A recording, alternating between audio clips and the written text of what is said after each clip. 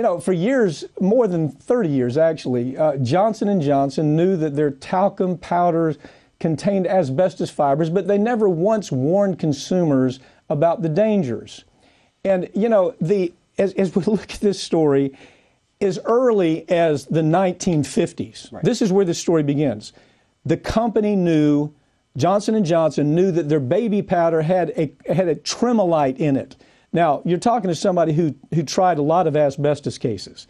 Tremolite is a very dangerous form of asbestos. Causes cancer, mesothelioma, all types of illnesses.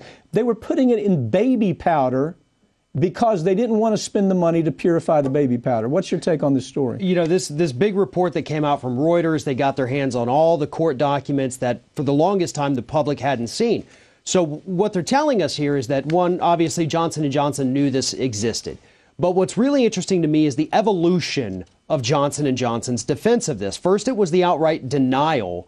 You know, they said tremolite, well, it's a mild form of asbestos. It's not even really asbestos, so don't worry about that. And then it was, okay, yes, some of our talcum has asbestos, but don't worry. The only stuff that has the asbestos is what we're using in the industrial plants. Right. This isn't the stuff we put in the baby powder. Here's what makes it worse.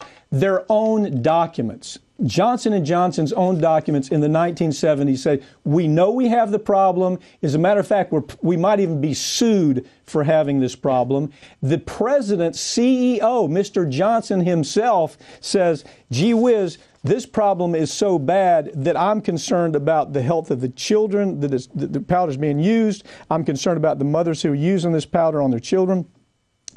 And even then, no change. Even then, they go forward and they do exactly what they want to do. What I thought was interesting also on this, and again, the documents tell the story. Johnson & Johnson's own documents, their own scientists said, we have a problem. That was in the 1970s and in the 1950s. We have a problem.